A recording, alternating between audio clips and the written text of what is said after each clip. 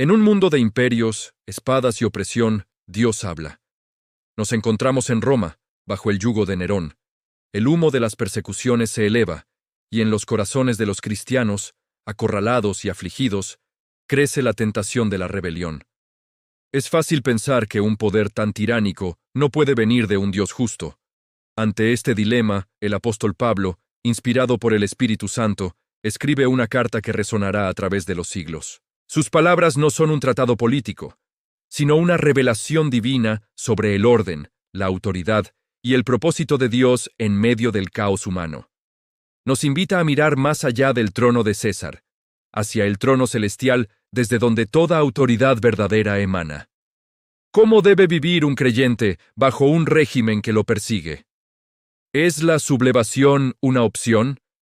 En este momento crucial, la voz de Dios se abre paso para establecer un principio eterno, un mandato que desafiará nuestra comprensión y pondrá a prueba nuestra fe.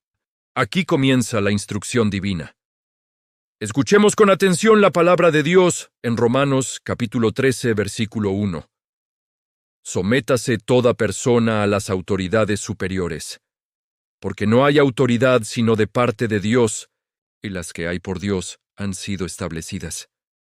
Analicemos esta declaración monumental. La frase toda persona, en el griego original, pasa psyche, significa literalmente toda alma. No hay excepciones. Jóvenes, ancianos, hombres, mujeres, ricos o pobres, todos estamos incluidos bajo este principio. La palabra clave es sométase. No se trata de una obediencia ciega, impuesta por el miedo a la espada. Es una sumisión voluntaria, un acto consciente de fe que reconoce una jerarquía superior. Es la decisión de colocar nuestra voluntad bajo la estructura que Dios mismo ha ordenado. La segunda parte del versículo revela el porqué. Porque no hay autoridad sino de parte de Dios. Esta es la verdad fundamental, desde el rey más poderoso hasta el magistrado local. Su posición de autoridad existe porque Dios lo permite. Él es soberano sobre los reinos de los hombres. Esto no significa que Dios apruebe la corrupción, la tiranía o la injusticia de los gobernantes. Significa que, en su plan soberano, Él utiliza incluso a gobiernos imperfectos para mantener un orden en un mundo caído. El gobierno civil es un instrumento en sus manos para restringir el mal y preservar la sociedad.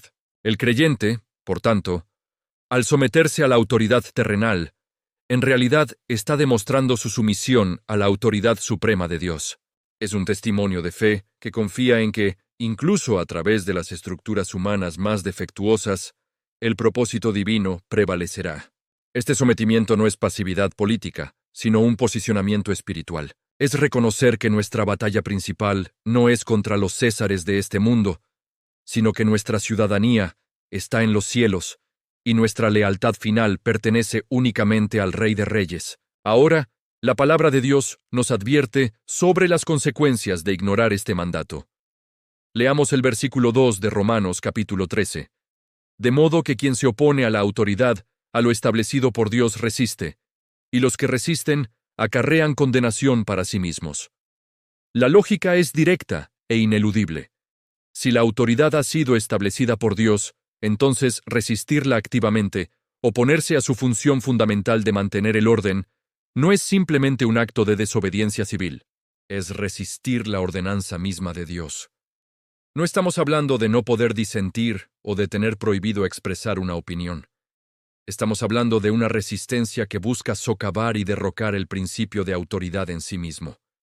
Es una actitud de rebeldía contra la estructura que Dios ha instituido para el bien común. El apóstol no nos llama a una ceguera política, sino a una profunda sabiduría espiritual. Entender que el desorden y la anarquía no son el camino de Dios. Imaginen la escena. Un ciudadano, quizás frustrado por la corrupción, decide no pagar sus impuestos. No solo eso, sino que públicamente insulta al gobernador, incitando a otros al desorden y a la revuelta. Desde una perspectiva humana, su causa podría parecer justa, pero espiritualmente está desafiando el orden de Dios. La Escritura dice que quienes actúan así acarrean condenación para sí mismos. esta condenación tiene dos facetas. Primero, la consecuencia civil. El gobierno tiene el poder, dado por Dios, para castigar a quienes quebrantan la ley. La rebelión trae consigo el juicio de la autoridad que existe en la tierra. Pero hay algo más profundo. La consecuencia espiritual. Al resistir el orden divino, la persona se coloca fuera de la voluntad de Dios, atrayendo sobre sí una disciplina divina. Esto nos enseña que nuestras acciones en la esfera pública tienen repercusiones eternas. El camino del creyente no es el de la insurrección violenta, sino el de la transformación pacífica, la oración y el testimonio fiel, confiando en que es Dios, y no el hombre, quien pone y quita reyes. Entonces, si debemos someternos, ¿cuál es el propósito de esta autoridad? ¿Es solo para oprimir y controlar? Pablo nos da la respuesta en el versículo 3 de Romanos capítulo 13. Porque los magistrados no están para infundir temor al que hace el bien, sino al malo. ¿Quieres, pues, no temer la autoridad? Haz lo bueno, y tendrás alabanza de ella. Aquí se revela el diseño original de Dios para el gobierno.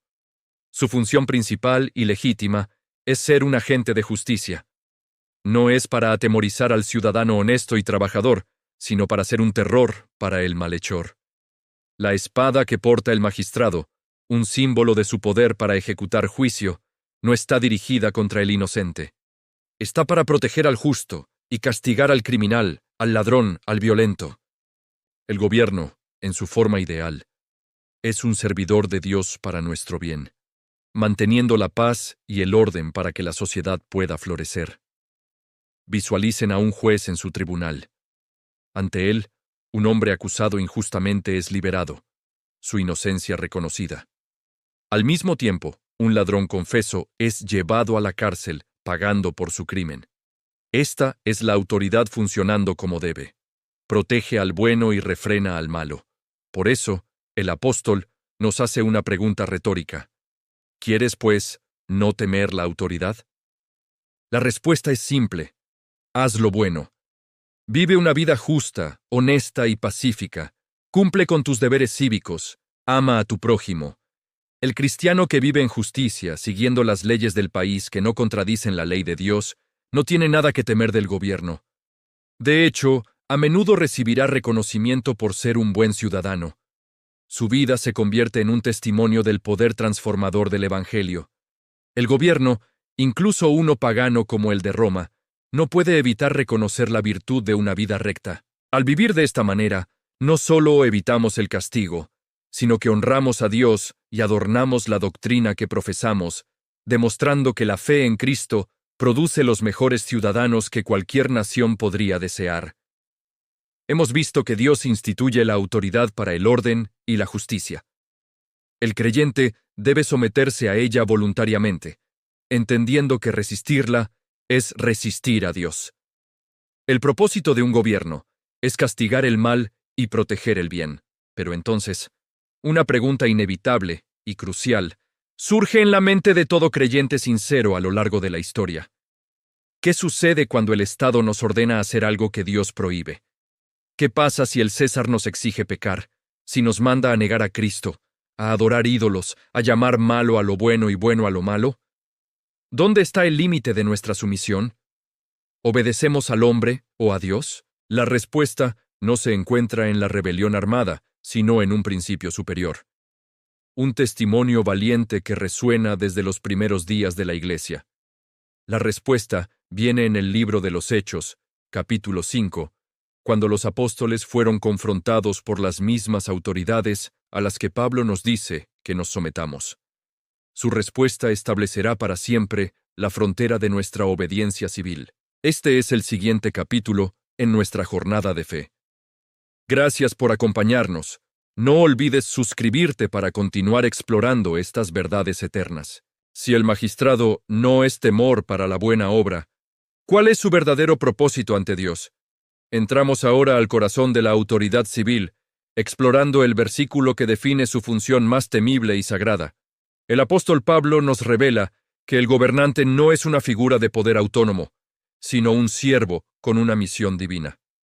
En Romanos 13, versículo 4, leemos: porque es ministro de Dios para ti, para bien.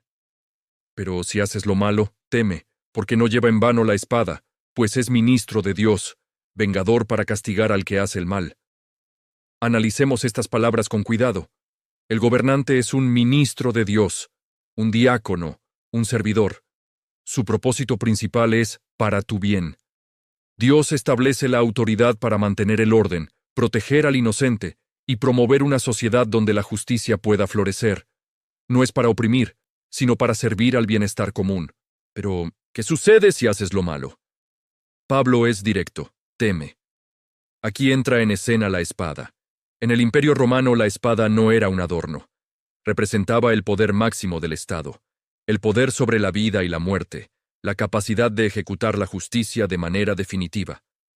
Cuando Pablo dice que el gobernante no lleva en vano la espada, está afirmando que esta autoridad es real, legítima y divinamente sancionada. La espada no es un símbolo de tiranía, sino de la justicia delegada por Dios. El magistrado actúa como un vengador para castigar al que hace el mal. No es una venganza personal o caprichosa, sino la ejecución impersonal y justa de la ley contra la transgresión. Es el brazo de la justicia de Dios en la esfera civil, diseñado para frenar el caos y la maldad que corrompen la sociedad. Imaginemos una corte romana. Un juez, bajo la autoridad del César, escucha dos casos. En uno, un hombre es acusado falsamente, y, tras examinar la evidencia, el juez lo declara inocente y lo libera. Su autoridad ha servido para bien, para proteger. Inmediatamente después, se presenta un ladrón capturado en el acto. La evidencia es irrefutable. El juez, como ministro de Dios, lo condena según la ley. No por odio personal, sino porque su deber es castigar al que hace el mal, manteniendo la paz y la seguridad para todos los demás. La espada es el recordatorio visible de que las acciones tienen consecuencias. Para quien vive en rectitud, la espada del Estado no es una amenaza, sino una garantía de protección. Pero para el malhechor, es una advertencia temible del juicio que le espera. El Estado, en su función ideal, se convierte en un instrumento que refleja, aunque imperfectamente, la justicia perfecta de Dios, refrenando el mal para que el bien pueda prosperar. Esta comprensión nos lleva a una pregunta fundamental. ¿Por qué obedecemos? ¿Es solo por el miedo a esta espada, al castigo? El apóstol Pablo profundiza en nuestra motivación. Leamos Romanos 13, versículo 5. Por tanto, es necesario estar sujetos, no solamente por razón de la ira, sino también por razón de la conciencia. Aquí Pablo establece una distinción crucial. La obediencia del cristiano no se fundamenta únicamente en el temor al castigo, a la ira del magistrado. Un ciudadano pagano podría pagar sus impuestos o seguir las leyes simplemente para evitar la cárcel, una multa o algo peor. Su obediencia es externa, motivada por el miedo a la consecuencia. Pero el creyente tiene una motivación superior y más profunda, la conciencia. Nuestra sujeción a la autoridad civil es, en última instancia, un acto de obediencia a Dios mismo. Reconocemos que Él es quien ha instituido este orden. Por lo tanto, cuando respetamos las leyes, pagamos nuestros impuestos y honramos a los gobernantes, no lo hacemos primariamente para agradar al César, sino para agradar a Dios. Nuestra conciencia, informada por la palabra de Dios, nos testifica que someterse al gobierno es lo correcto. Es parte de nuestro caminar en santidad y testimonio al mundo. Por esta razón, el creyente no busca maneras de evadir sus obligaciones cívicas. No defrauda al fisco. No participa en calumnias contra las autoridades. No promueve la anarquía ni el desorden social. Nuestra obediencia fluye de un corazón leal a nuestro Rey Celestial, quien nos manda a ser ciudadanos ejemplares en el reino terrenal. Es un testimonio poderoso. Mientras el mundo obedece por miedo, nosotros obedecemos por fe. Mientras otros buscan su propio beneficio, nosotros buscamos honrar a aquel que nos salvó. Esta obediencia por conciencia nos libera de la ansiedad del castigo y nos ancla en la paz de hacer la voluntad de Dios. reflejando su carácter justo en nuestra vida pública. Pablo concluye esta sección con una aplicación práctica y directa, enumerando las deudas específicas que tenemos como ciudadanos del cielo que viven en la tierra. No son opcionales, son obligaciones. Escuchemos la instrucción final en Romanos 13, versículo 7. Pagad a todos lo que debéis. Al que tributo, tributo. Al que contribución, contribución. Al que temor, temor. Al que honor, honor. Desglosemos estas 4 deudas. Primero, al que tributo, tributo. El tributo se refiere a los impuestos directos sobre las personas y la propiedad, que financian el funcionamiento general del Estado. Como Jesús enseñó al decir, dad al César lo que es del César, el cristiano tiene el deber de pagar sus impuestos honestamente. Segundo, al que contribución, contribución. Esto abarca otros tipos de impuestos o tasas, como los aranceles sobre bienes importados o peajes, que financian proyectos civiles específicos y el comercio. Apoyar las obras civiles justas es parte de nuestra responsabilidad. La tercera deuda es al que temor, temor.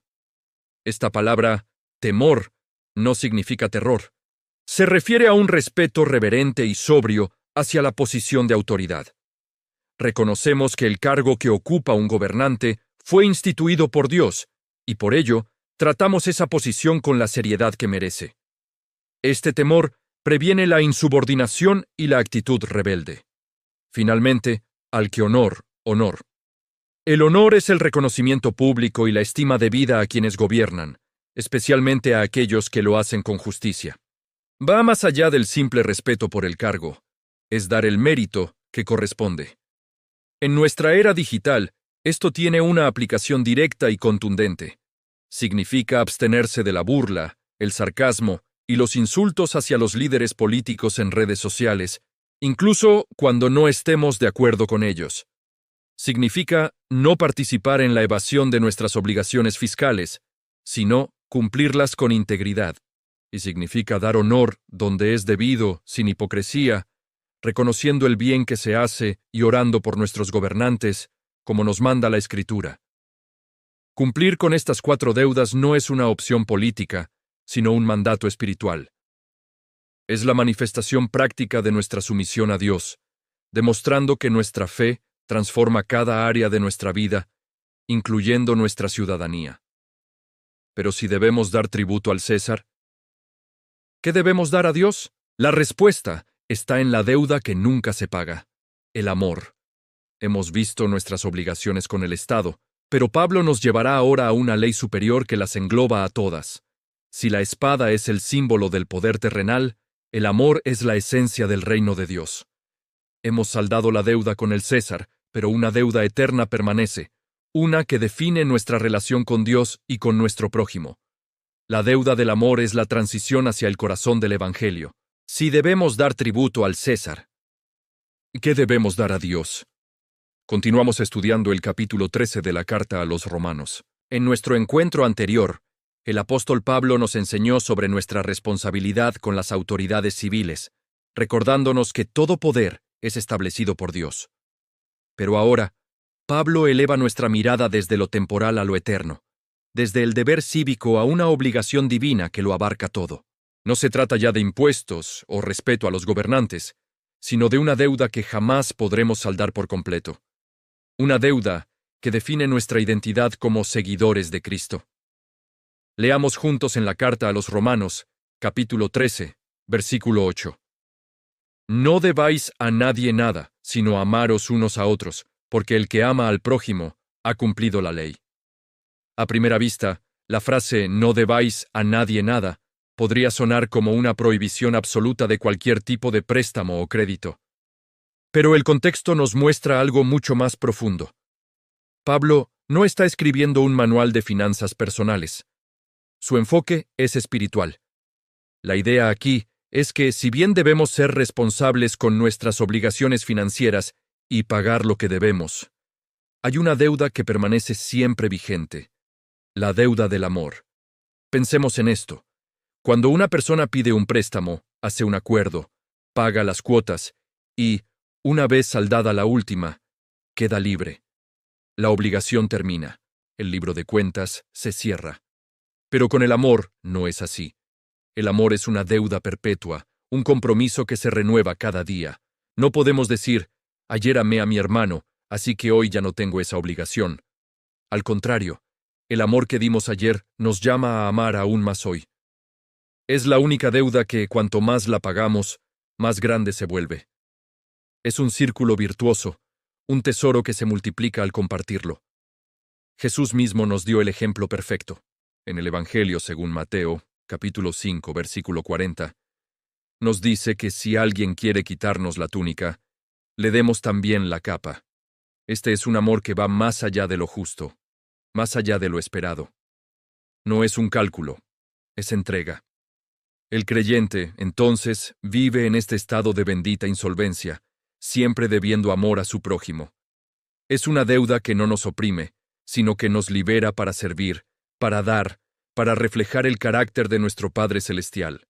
El amor no es una opción en la vida cristiana, es la obligación fundamental.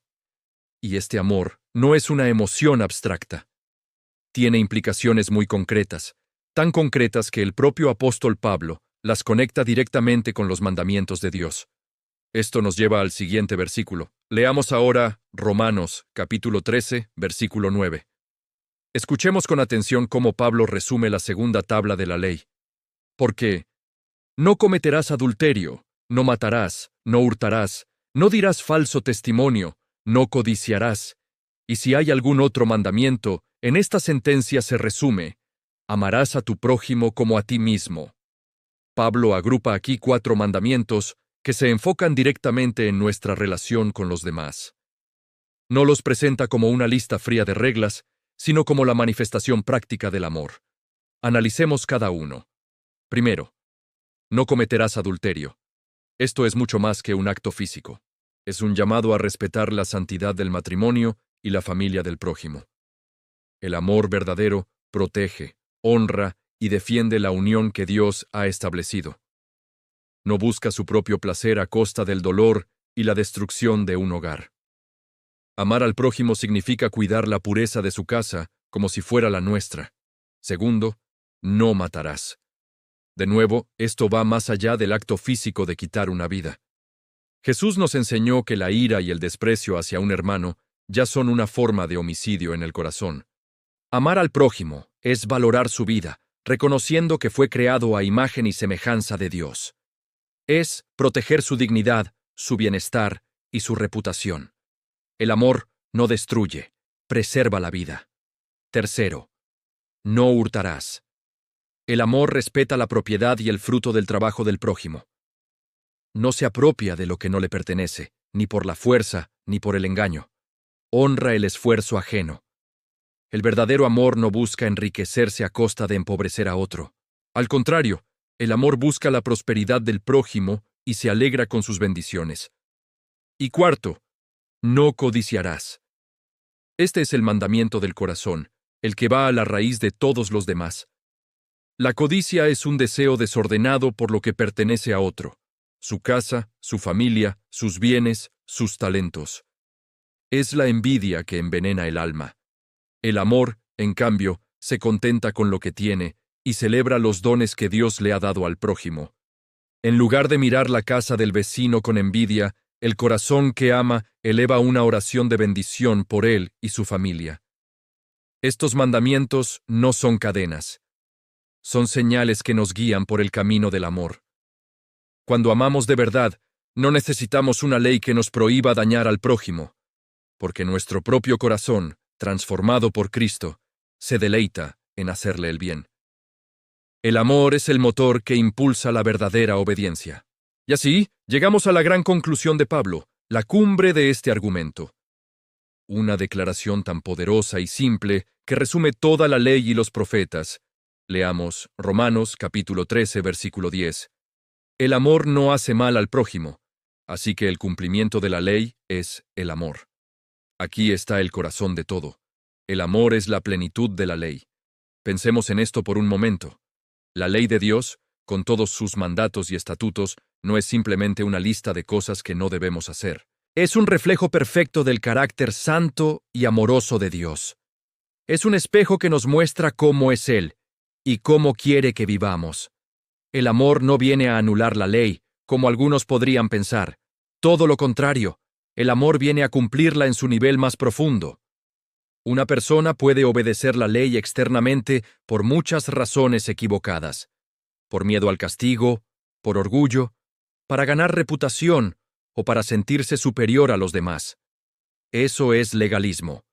Es una obediencia vacía, un cascarón sin vida. Pero el creyente que ha sido transformado por el Evangelio obedece por una razón completamente diferente. Por amor. Ama a Dios sobre todas las cosas y como resultado, ama a su prójimo como a sí mismo. Su obediencia no nace del miedo, sino de un corazón agradecido que anhela agradar a su Salvador. Cuando el amor es la motivación, cumplir la ley deja de ser una carga y se convierte en un deleite. Preguntémonos con honestidad, ¿cómo se ve nuestro amor en la práctica? ¿Amamos al hermano que consideramos débil en la fe, sin juzgarlo ni menospreciar sus convicciones? ¿O le ponemos tropiezos con nuestra libertad? ¿Amamos al hermano que parece fuerte, sin envidiar sus dones o su ministerio? ¿O lo criticamos en secreto? ¿Nuestro amor construye puentes o levanta muros? ¿Nuestro amor edifica o destruye? Porque el amor, el verdadero amor de Cristo, nunca, jamás, hace mal al prójimo. Es la fuerza que sana, que restaura y que une. El cumplimiento de la ley es el amor, pero el amor no es solo un sentimiento pasivo, no es una mera ausencia de maldad. El amor es acción. Y en un mundo que yace dormido en la oscuridad espiritual, el creyente no puede permitirse el lujo de permanecer inactivo. El amor nos llama a despertar, porque la noche está avanzada, y el día de nuestra salvación final está más cerca que nunca. Gracias por acompañarnos. No olvides suscribirte para continuar este viaje a través de la palabra de Dios. Que el amor de Cristo llene tu corazón y te impulse a vivir para su gloria.